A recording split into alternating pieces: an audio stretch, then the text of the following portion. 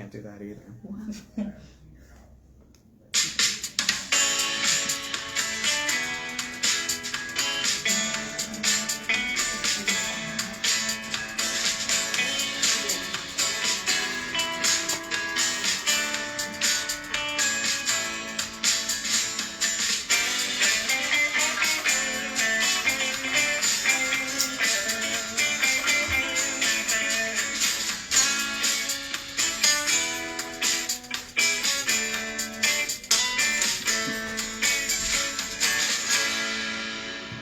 Welcome, everybody, to the 12 o'clock show with Mayor Joe. It is great to be back. I took last week off, so here we are, and we're going to kick things off really well with the YMCA director, Rupal Shah. Rupal, thank you for joining us today. Thank you for having me. It's going to be a lot of fun. You never have a boring day over at the Y, do you? That is absolutely true. I figured as much.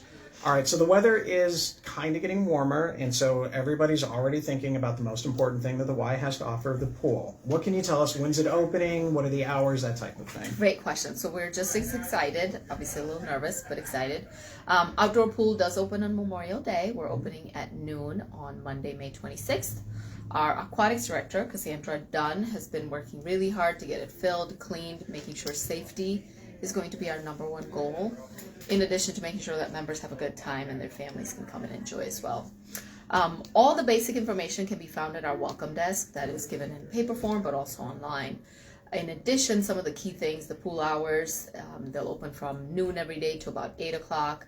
Fridays we close earlier because the branch closes at 7, so we close at 6:30. And then Saturday and Sunday there'll be hours as well for the pool. No reservations required, so I think that'll be great for the members to know because they can come in at any time. However, we do have to maintain capacity. For every one lifeguard, there is 25 member capacity. We are also doing something different this year is we are implementing 15-minute rest periods. That rest period is built in to ensure that there isn't exhaustion, dehydration. We're ensuring of that. What that means is anyone under the age of 18, at every 45 minutes, they have to come out of the pool and just take a rest break. They can still go to the slides. They can still hang out at the splash pad. Some of the other safety things that we definitely have in mind is any child under the age of 6, we have to make sure that their parents are in arm's reach of them. Adults must actively still supervise their children, not be on their phones. Yes, we end up having to talk about that too. Another exciting thing that I think members will be excited to know is that that food and drinks will be allowed. Obviously, we don't allow glass containers, but anything closed and no alcohol, unfortunately. What else? Any flotation devices that they use, which sometimes we do have members using them, those have to be U.S. Coast Guard approved. That's the same policy we have indoors, so we'll have the same one outdoors as well. And the other big thing that I would love for our members to hear about is that we are currently hiring. So because we have outdoor pool, we do need lifeguards. So we're currently hiring. Anyone at the age of 15 can start applying to become a lifeguard. They can continue to be a lifeguard for the outdoor pool, but also indoors. And application process is very easy and it's all online. All right. You took the next thing out. I was going to ask, how the lifeguard situation is, because I know that that's always a competitive thing all the way throughout. So absolutely, that's good to hear. Now, the YMCA, it kind of goes in, different things are more popular at different times than others. But what would you say right now are some of the more popular programs that the YMCA offers? Great. So other than the pool that members absolutely want to know when it opens, one of the big things that's starting is our summer camp, led by our youth director. This will be his first camp here. So youth director Joel is actually leading that summer camp, which begins on 2nd of June, and the last day for camp will be 8th of August. We are a large branch compared to others at the association level as well. So our capacity for campers is 90. We're already at 80. And we're still accepting enrollment. Enrollment is week by week, so you can sign up for 1 week and not sign up for the next week, which is great. The other good thing is each week is varied by theme. So they have a superhero theme, they have a great explorers theme, which the kids just loved last year. Again, safety remains a big concern because these kids are young. Our camper to counselor ratio is 10-1. Okay.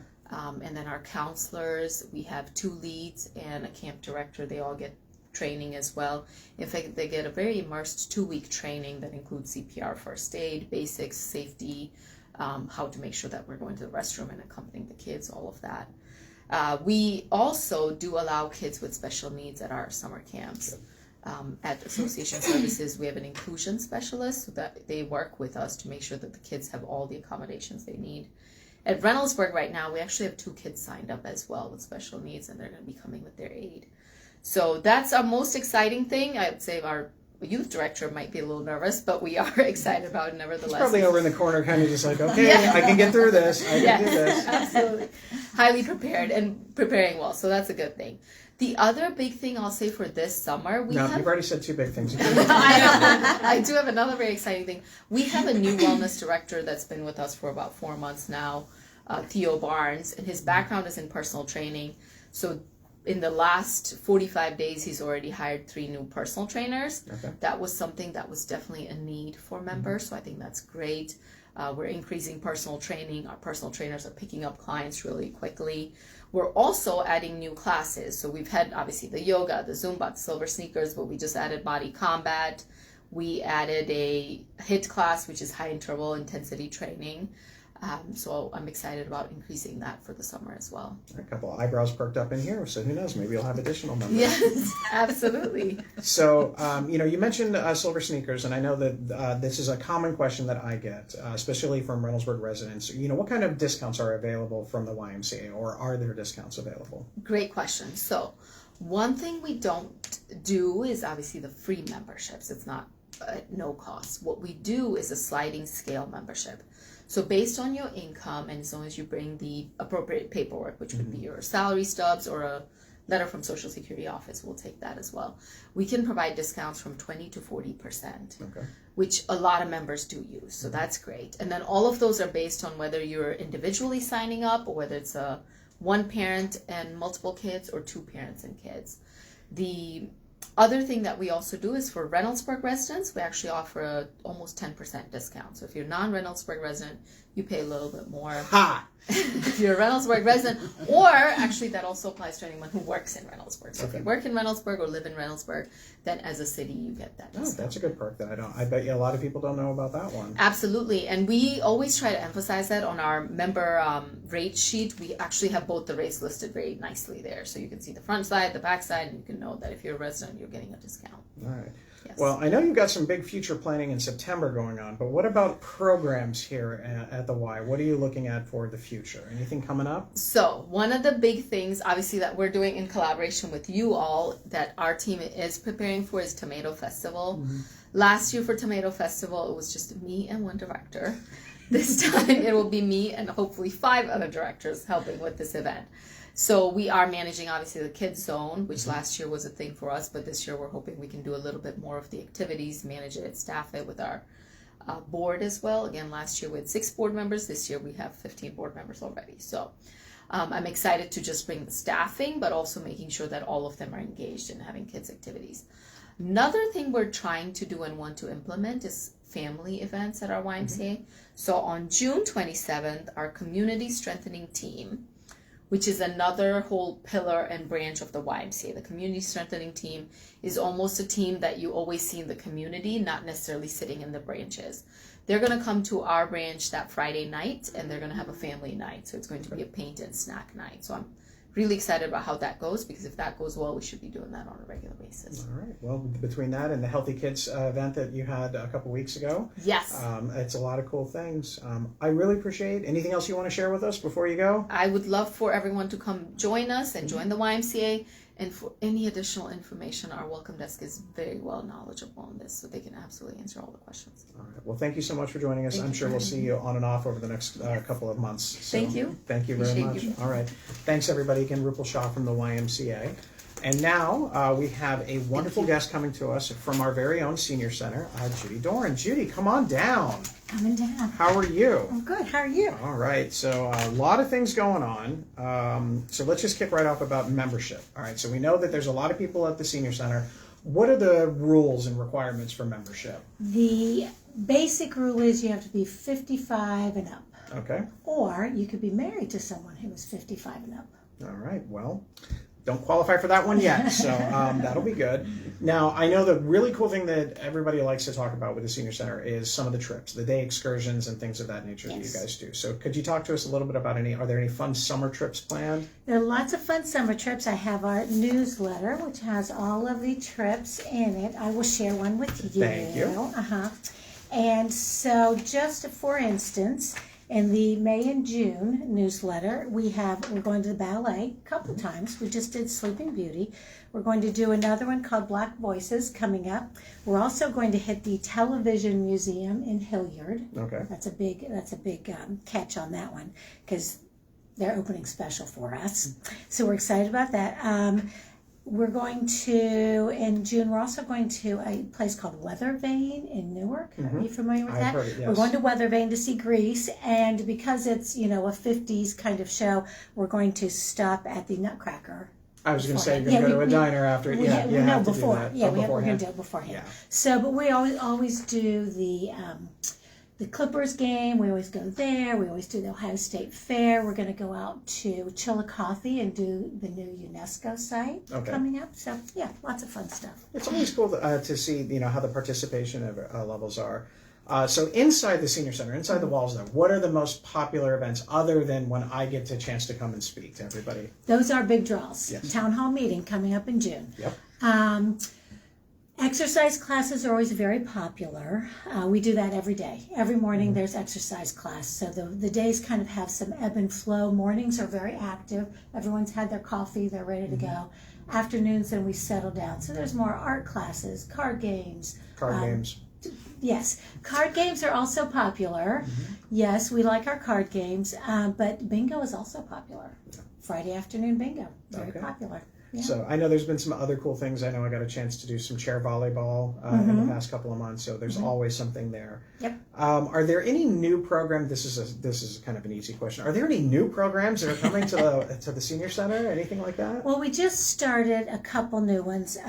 One is just a 3-part series, and that's with the Columbus Police Department. And it's an active response program. And these are the rookie police officers that are over on Bryce Road. Okay. So they're kind of Reynoldsburg, they're kind of, they're really Columbus. So they're coming over and they're doing the active response program. The first program was just videos. Here's why we're doing these type of classes. These are the scenarios. But now, the next 2 weeks we get to do scenarios. Okay. So that's kind of fun coming up. We've started computer classes. So we've had our Computers 101, 102, and now the instructor's going to be there every Friday to do just one-on-one. So that's great. We need lots of help with that. All right. New one that you want to talk about? Oh, yeah, wait. Before I do that, really great new one. At the end of this month, we have what's called National Senior Health and Fitness Day. We do it every year. It's the last Wednesday of May. Lots of vendors come in. It's a big deal. There's going back to the YMCA, one of the belly dancer is going to be doing a demonstration over there. So, that's a big draw right there. Yeah, I imagine it would be. There's going to be a masseuse there. They're going to be checking your hearing and so things like that. But one of the things that we're going to have there is our new Berg bus. The new Berg bus is a new service that actually you started because it's been over a year ago, you introduced me to a program called Age-Friendly Communities. And Reynoldsburg became an age-friendly community. We applied, we got that. And through Age-Friendly Communities, I was able to meet some people who had money to give away. And those are nice people. You apply to get this money. I go, I want some. Give us some money this way.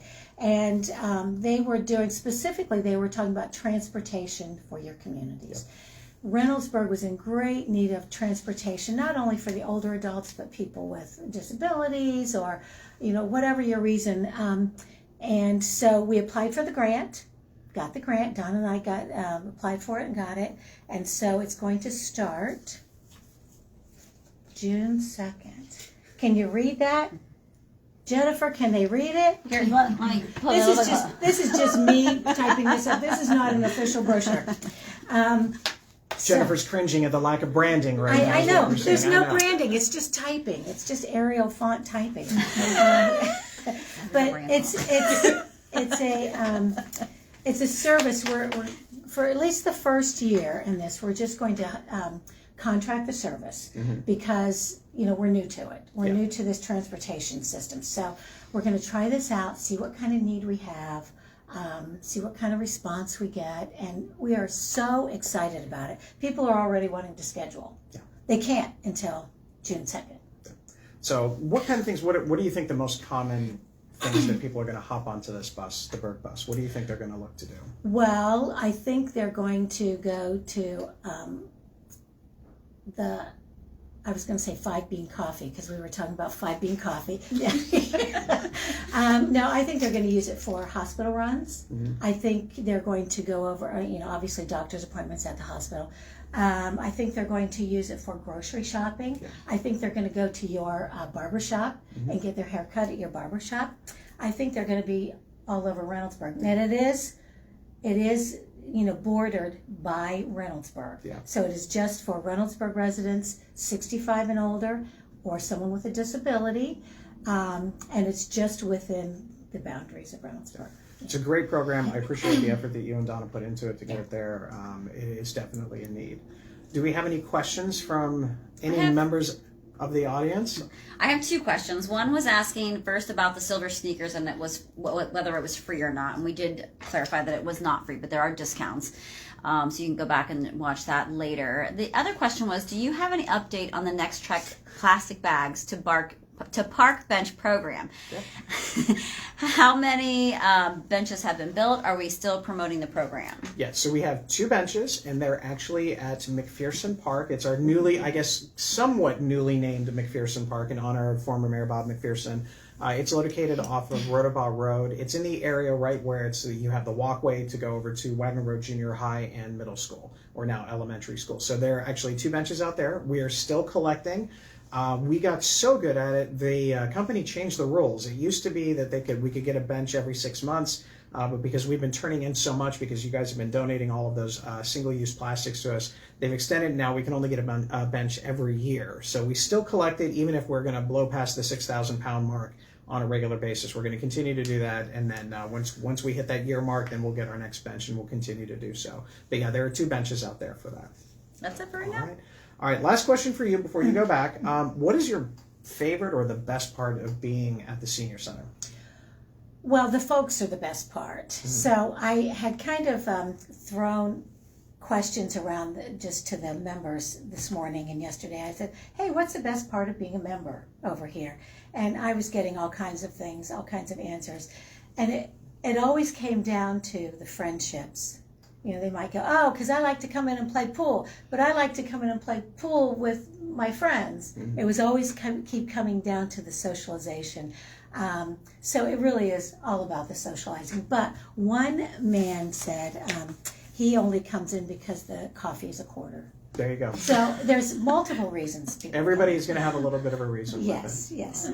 Well, thank you very much for joining us Thank today. you. Tell everybody I said hi, and I look forward to seeing everyone in a couple weeks. Okay, yep. We'll All see you right. there. So lots of cool things going on. Obviously, as usual, we talk a little bit about Reynoldsburg City Schools. So they have a board meeting next week, but they do have a meeting this Thursday. I just got notified of that. It's one of the kind of a board meeting to figure out, I assume, some things going on about what they want to do with the future of the district. But if you can't make it to that, you might be able to make it to Neil Whitman's every week board member meeting at Friday from 3 to 4 at the Graham Road Welcome Center. And then because the school year is kind of winding down, a lot of the athletic and other activities are starting to pop up. I'm going to list a few of them. If you want to know, check out some of the individual school pages. But we have first one, the big thing that's coming up is the Reynoldsburg Boys Basketball Camp. This will be June 2nd through 4th at the Summit Campus from 5:30 to 8. You have a really big event. We're going to have a guest on here in a couple of weeks to talk about it. The Reynoldsburg Youth Football Camp is going to be huge this year. It's June 7th from 12 to 2 at the Livingston campus. It's going to have open to kids K through 8, and we have former NFL players there: James Cotton, Trevor Gaylor, Rosie Nix, and of course our own coach. So come on out there. We're going to have a couple of guests on here to talk a little bit more, but that's a huge thing for our community. We also have the Reynoldsburg Junior High Tennis Camp that's going to start June 2nd through June 6th from 5 to 8 at Wagner Road Junior High. This is for tennis. You have to bring your own racket, and it's $30 per player. And the Leo Club, this is going to be fun. Leo Club always does an end-of-the-year event, and they raise funds for pediatric cancer research.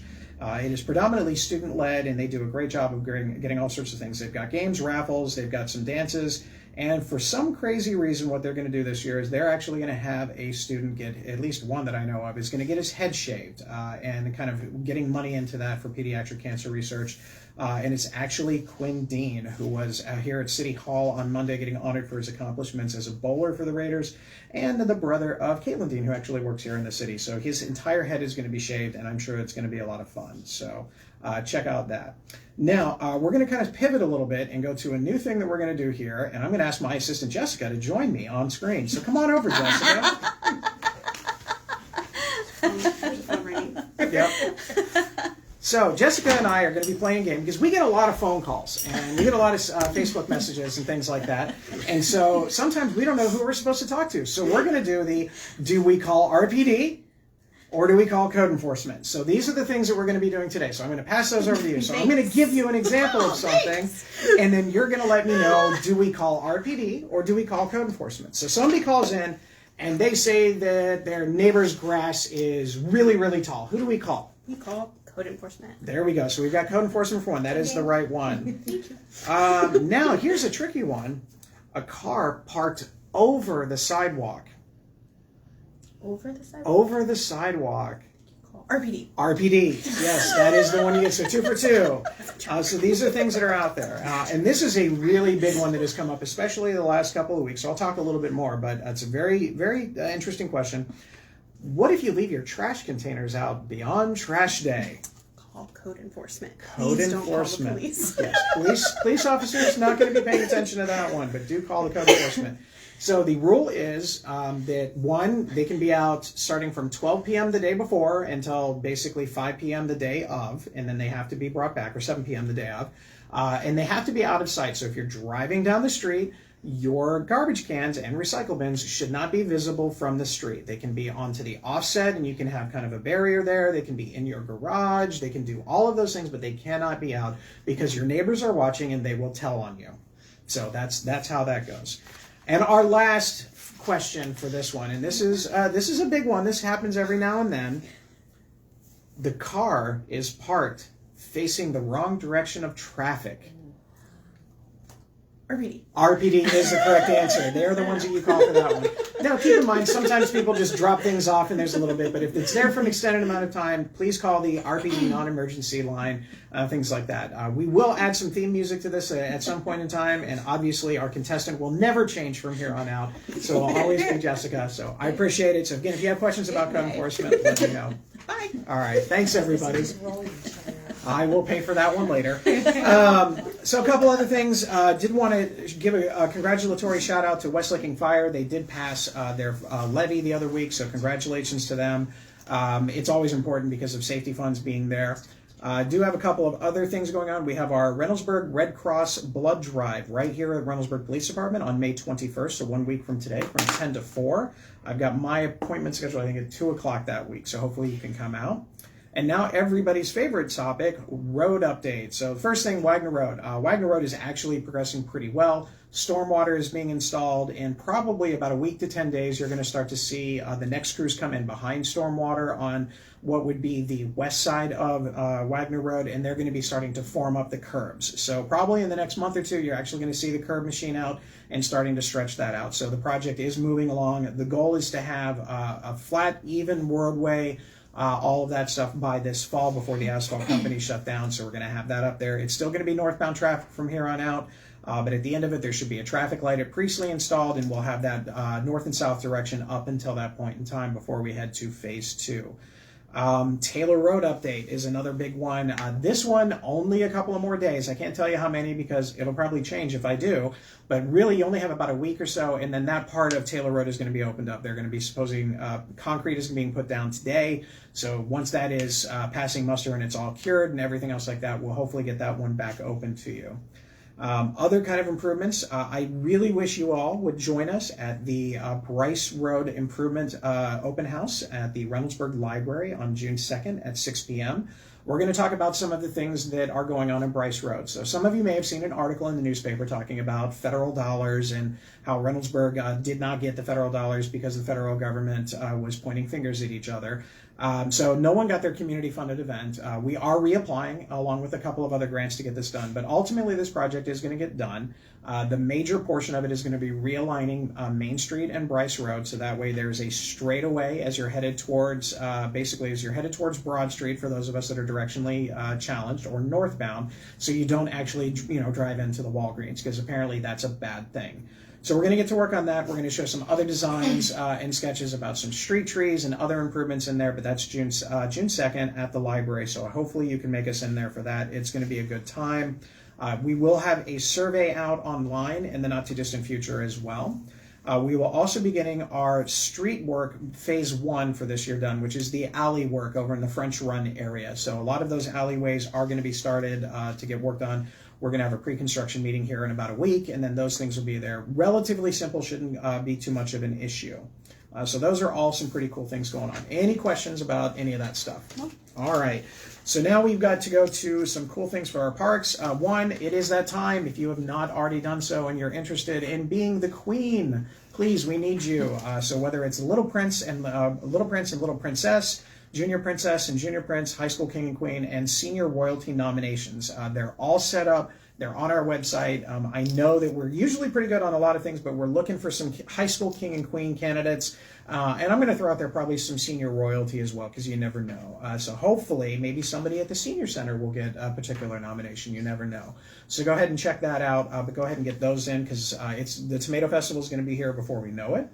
I also want to talk a little bit about Bryce Park. The reason why nothing's gone on in Bryce Park is because most of it is underwater. It's really soggy out there, so they have to let a lot of it dry out, because that's the time where they have to get all of the pathways and the concrete work for the parking area and all that. But it is being worked on. The goal is that once we get a couple of weeks of decent weather, we'll be able to get that stuff taken care of. So we're looking forward to that and being completely open this fall.